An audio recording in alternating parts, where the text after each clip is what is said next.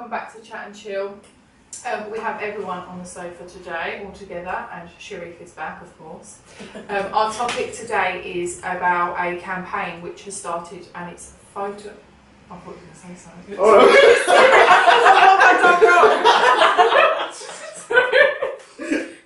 Sorry. Right, hang on, I'm just going to do that. Right. A topic today which is about a photographer who has been shooting models who have scars. The project's called Behind the Scars, and it's for people who have been embarrassed and feel they need to hide their scars. I decided to bring this topic up obviously because we have Hollie here today and she has a little bit of a story about her scars, and I wanted to ask the other guys if they had theirs and would they're all in a photo shoot to inspire others. So tell us a bit about. Yeah, so in school I got well, it wasn't like, I know some people like got pushed down in corridors and like rocks thrown at them. Like mine was never that bad. Mine was more like tedious. Like sometimes in my own friendship group, like I got it. It was more like the age of like 8 and 9. So yeah, I never spoke about it because I'm not one for. Like I used to get really embarrassed about the fact that I was getting bullied for being fat. Like I was so embarrassed about it, and I think that is one of the problems, which is why I started, because not something you should be embarrassed of. But so yeah, I took it out on myself and I self-harmed quite bad, and I covered it up at school, and whenever people asked, I was like, oh, it's just this weird thing everyone's doing at school, because I know there was like the salt ice challenge that everyone was doing, so I just said, oh, it was really stupid from school. So I'd cover it up with like a bandage and stuff, but they scarred really, really bad. So when I turned about 17 when I got my first tattoo, I got one on my leg to cover a really bad one that I had on my leg, but then I was like, oh, it's getting summer, I can't wear short sleeve tops because of them, so I got a tattoo on my forearm, which was that one, to start cover them up, not because I was ashamed of them, but because they were a part of me that's not me anymore. So I'm not ashamed to talk about them, I have them, and I wasn't embarrassed by my past, I wasn't embarrassed for being fat and being bullied, because I think everyone experiences it, unfortunately, in their lives, that they are bullied for their weight or a disfiguration or a disability. Like, it is unfortunate, but it's a part of me that made me, and my attitude towards it now of like, I don't care, so it was my way of like expressing myself. But each of my tattoos do have a meaning to me, so I've covered them in a way where I know I will never forget it, but covered them in a way that, that's not me, that's behind me, but I still have these tattoos as a show for what I've been through. So, but I never told anyone because I was just like, no one's really going to understand it. But the pageant was when I was just like, you're going to understand where I'm coming from. So that was the first time I ever came out. I've always thought, when people like have like scars, or whether that's a birthmark or any sort of thing that they think kind of like, makes them more insecure on what others may think of it. I've always seen it as like, if you have like a scar or a birthmark, it's kind of like unique to who you are as a person. It kind of tells your own story.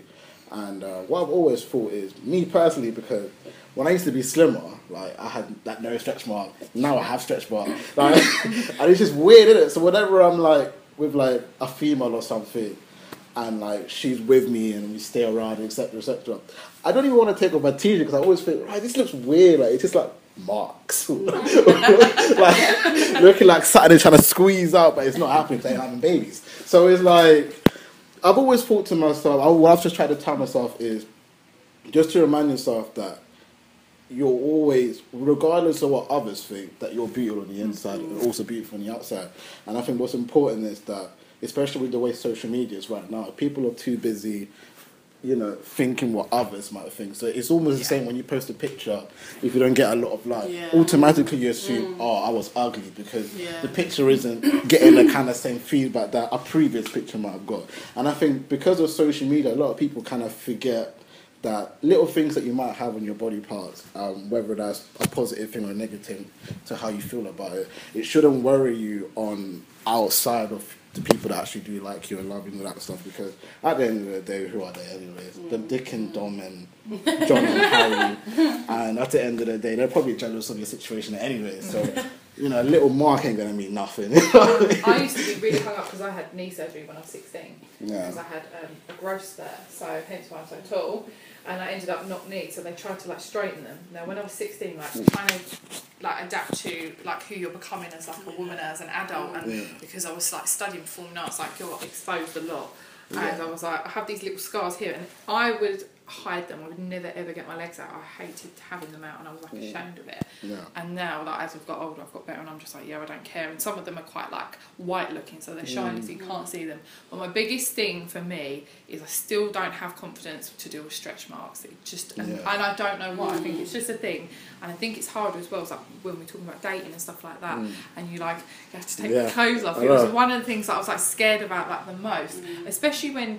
I think as well as when you're younger and you're brought up, you're always made to feel like stretch marks are only supposed to be part of pregnancy. Whereas mine appeared because I grew 3 times quicker, like I didn't have a chance, it was happening, it's just the way it is. And I actually got more stretch marks when I lost weight the first time because I lost it so quick. And I was like, hang on a minute, this should not be happening. And it's another reason like I was scared to get in swimwear. But now obviously like, I don't care anymore, and that's what I said to a girl at the weekend. She was like, "You just have so much confidence." I was like, "Yeah, because I've got past the stage of not actually caring." It's just. But you know, my partner lost a significant amount of weight. Like I'm talking, he's done so well for himself. But where he lost so much weight, like for like the first like 2 months we were together, he would not take his top off. Because where he had like so much excess skin, he's got stretch marks around his shoulders. Like he was so like, I don't care because I'm like, if you love me for who I am, I love you for who you are. 100%. But it's the fact that he was so like embarrassed to take it off. It was like it shows how deep it hits people. Like it is a genuine like phobia to like get them out. And I think that social media has been so bad to say like, if you've got stretch marks, you're ugly. Or you shouldn't have your stretch marks if you've not had children. But I think it's like having perfect skin, isn't it? That's one of the things that I see on social media all the time is, you know, when you see these like before and after photos, you know, where you get models that are, you know, their pictures taken and then afterwards they're airbrushed. You know, they've got an amazing tan afterwards and every slightest little blemish is like disappeared. I mean, let alone the fact that they've like dropped about 10 dress sizes, you know, they're actually just like completely blemish free. And it's just, it's unrealistic, isn't it? Because nobody, you know, that's a bad example for like younger people as well. So like, I know girls that are in school, I can see them coming into work and they've got a full face of makeup on and they're in like year 8 and 9. I'm like, when I was in year 8 and 9, I wouldn't even bother drawing my eyebrows on. Like, it's so bad that now like younger girls see it all over social media, you know, that they want to be like all these Instagram models and, you know, they want to be so perfect, like every inch of them, like, they've got to have the best eyebrow, everyone's got to have the best, most expensive makeup, best clothing, you know, it's almost like a competition now, and I think social media is damaging young girls' brains. Not even necessarily girls, like young men as well. Like they all forget how to be kids, basically. Don't they? Like social media like mainly focuses on like women, but you forget about the men as well. Like how much pressure it is for them to, you know, like live up to expectations of what girls now all of a sudden, you know, they all want the tall, dark, and handsome. They're forgetting about, you know, the short ones that are slightly overweight and aren't like don't have dark hair, like they're forgetting about those, you know, and it's. I mean, I wouldn't even like take my top off at the beach because I mean, everyone always thinks that I'm not quite skinny because I've got skinny arms and legs, but I've got like some fat in my midsection and stuff, so I get quite embarrassed about that. And I've had that since I was 12, so I used to be a bit tubby, you know. And then I think that's cute though. And then you have a secret but yeah, no, I still don't take it off until I'm really pressured to do it. Or I get into the sea and the cold water gives me a shock, so I'm like, I'm really confident. But now I'm working on that, like if I get a job I'll do like, you know, martial arts or something and try and get fit, but yeah, it affects men just as well as women too. There's a huge pressure on men to sort of like have the six pack, isn't there? And all that, you know, you've got to be muscled, all got to go to the gym, you know, all that, like you sort of like, you know, spend 8 hours a day in the gym, and you know, but you can't, you know, even if you do talk to those guys that go to the gym and everything else, you know, it's their whole life. It's all they do. They don't have anything else. You know, I think it's also in the gym every day. Funny how men aren't, you know, if you saw an overweight woman, or like an overweight woman celebrity or an overweight man celebrity, the woman is always picked to go on the front cover. Yes. So it's always as much as men, you know, they do suffer with, you know, getting fat shamed and stuff like that, I don't think they get it as bad as women. No. Like, women are always, you know, there's always been like a fat celebrity on the front cover compared to like a really skinny, like, there'll be like a 40 or 8-year-old compared to like a 30-year-old. It's like, you can't compare the two because they're 18 years apart. Like, well, I've stopped buying magazines as well because I just find that you'll have something on the front, say like a curvy woman, and it'll be something really positive in the title, and then next to it goes, learn how to lose 10 pounds. And I'm like, well, it's like a summer diet. I'm like, no, like I don't buy them. Well, I've always thought in the industry, I see what's going on about saying, you know, there's a lot more bigger girls on front covers than like men. And I've always just assumed, we've had a conversation before, the industry just don't really care about the larger men as such. Like, if you're gonna sell, like the thing to do now is to have a curvy girl on a cover magazine to say we support all women, we support. It's like the thing right now. Whereas I think having a larger man has always been almost normal. Like, you have a larger man and he has a good family. Like, it's not really, and if men aren't trying to come into the curvy scene and be a part, it's probably why we don't have hardly any, you know, bigger men catwalks, and, you know, how we got the pageants for the curvy people, and then you got the other pageants for etc. Whereas with men, it's more or less like, I just don't think the industry cares. I don't think the men care either. I just don't see us trying to implement the whole men are bigger too, men have insecurity. I think men are too busy trying to put on the front that, like, you know, we are just men, we don't have any insecurities. You know what I mean? Yeah. Yeah, exactly. And I just think that's what it is. I just think men aren't trying to promote any insecurities because we want to have the upper power and we want to be all about men are in control and we don't have feelings. But they don't have any labelling with clothes either, do they, men? I mean, like, you know, you go from small, medium, large, XL, 1XL, 2XL, whereas with women, you do get the sizes, and then it becomes plus. And you're already labelled with those, like, you know, and you're segregated to a different part of the shop even. You know, you sort of like, you know, if you go into some of these shops, you know, all the sort of size, you know, 2, 4, 6, 8 is in this area. But if you're plus size, you have to go to the back of the shop because, you know, that's where your clothes are. I didn't even know it was like that, man. If you go to their own section, curve section. The men's sections, it's just if it's on a rack. Whereas men's, it's just they're your sizes to choose from. It's like if you can make something in a size 6, you can make it in a size 26. That's the thing that infuriates me is you walk into the shop and you've got the normal sizes, and then when you go into the curve section, it's not even the same clothes. Is it the same prices then? So if he was getting it's more expensive. See, for us it's the same, isn't it? It's just if it's a small, it's £5. If it's an XL, it's still £5. No. If you were to buy like a black, just like a normal black strappy bodycon dress, in a size 10, you know, it would probably be about £8.99. If you were to go into the curve section, it'd be anywhere between £12.99 and £15.99. Yeah, and they're like, it costs more, it's extra material, blah blah blah. Why don't you do it for men? Like, it's. Well, I didn't realise it. So they proper have a plus size section in the store. Yeah, New Look has their own section, and that's when I went to America for Forever 21. I hadn't come over here yet, so I was over there, and I was like, none of this stuff fits me. And they do it over there as 1X and 2X, and I was like, what is this? But it was in another section completely, so you're segregated straight away. Yeah. That's crazy. I would hate that, man. Imagine having to go to a complete. And some shops section, you go in, just to find the same thing that you would find. You can't even shop in some shops. Like, I know some New Looks don't even have a curve section in there. I went all the way to London one year. I think it was to get my swimwear for MBBC, and I went up and I saw it on the website, but I wanted to go and try it on. So I looked it up and thought, it's a big, massive store in London. They'll have it. I walked in and she just looked at me in disgust when I asked her if they did the plus size swimwear. She was like, no. We don't, and I was like, sorry. I was like, what? She was like, we don't even have a plus size section shop. You'll have to shop online. I was like, oh, okay, out I go. That's fine. Not getting like like it's shocking. That's why I was saying about the H&M thing. Because they stopped doing it and withdrew it from there.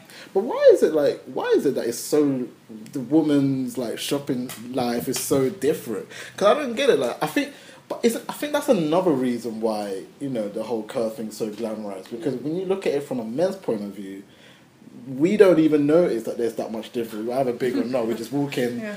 If I'm going shopping with him and we want the same top, it's in the same rack. Yeah. We just go and get it and walk out. But whereas for girls, it's almost like you're put into categories. Like if you wanna, if you're skinny, come to the front. Yeah. If you're big, go to the back. I used So to it's- hate going shopping with my friends because, you know, I'd have to like quickly dash over to the curve section and then run back. Yeah. Because where you are separated, you almost feel like, you know, you can't shop together. You've got to shop here, you've got to shop there. Like, no shop will ever just, you know, carry on. Instead of making it a section, you know, just have 8, 10, 12, 16, 18, 20, and so one big rack. It will always be separated. Apart from Primark, I know that they...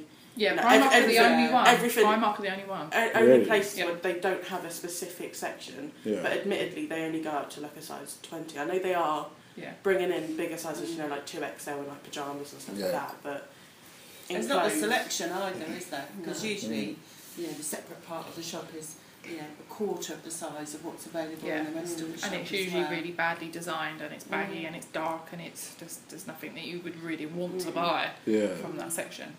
So how could you like? I mean, I'm trying to understand. So the fact that you, I'm finding out right now. I didn't realize that. So when you everything. It's a hard life. Not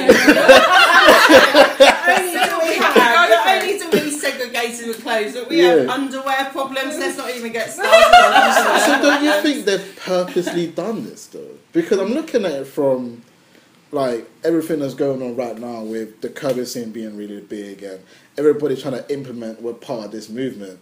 Yet you guys are still going shopping apart. I think they've done it to try and, you know, like make it easier so we don't have to rummage to try and find our size. Yeah. Or, you know, we don't have to go and ask if they've got this out the back because it's in one section. But they feel like they're catering for us. But the trouble is, you might have a curved section, but it is tiny. Yeah. So, you know, they'll have about 6 tops, 3 pairs of jeans, a pair of leggings and a big baggy top. And they're like, there you go.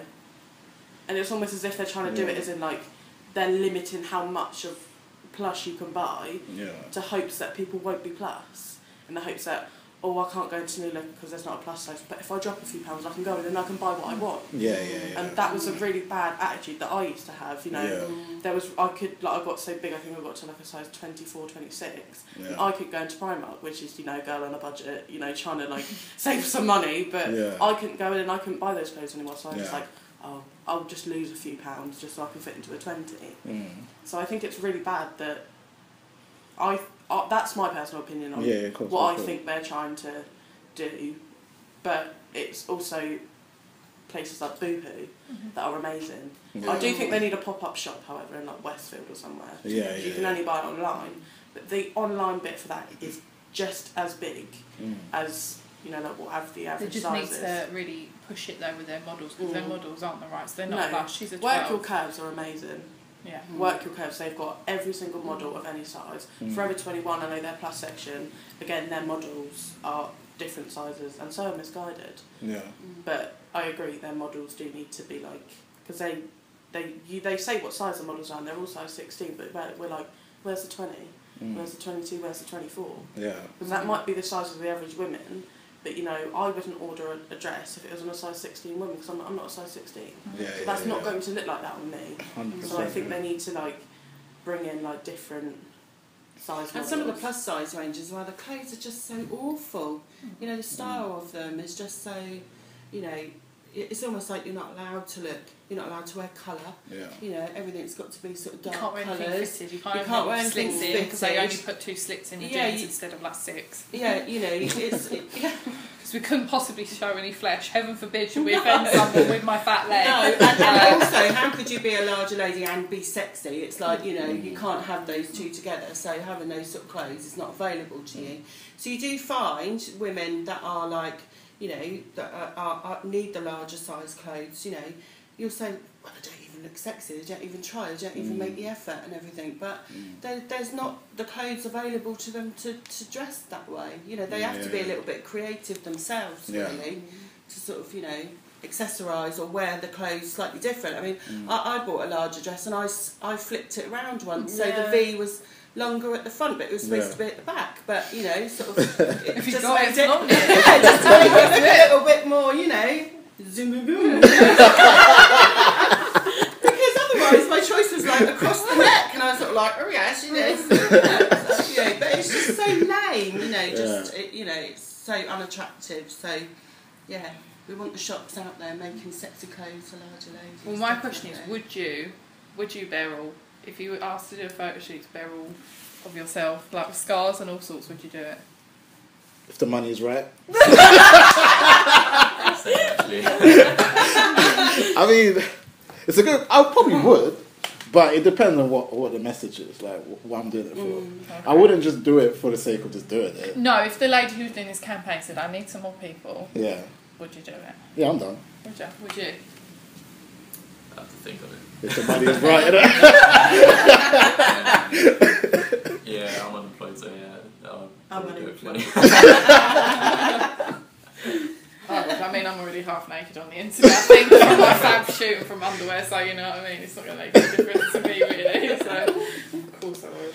So, I guess the moral of the story is, if you want to see me naked, give me a big like. But, slide in the DMs. Slide in the DMs, ladies, I'm ready.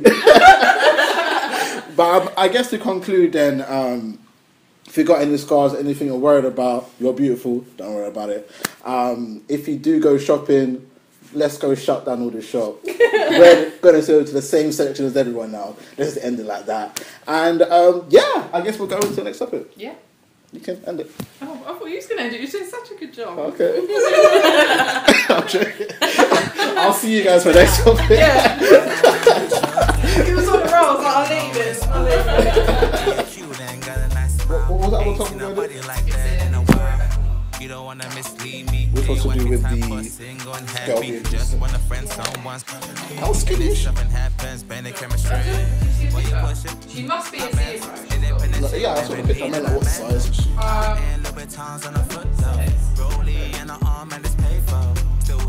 City couldn't change her. Down for a day once, ain't nothing in danger. She said, you're right, you're right. I said, make some time so we have some company. No long till you already know what we're here for. No lovers or friends, a bottle of something. Roll up the trees then, ain't no creeping. No time for sleeping, hotel no West End, just for the weekend. Keep going till we pass out. Darling on the sofa, now we passed out. Ended up on the bed, passed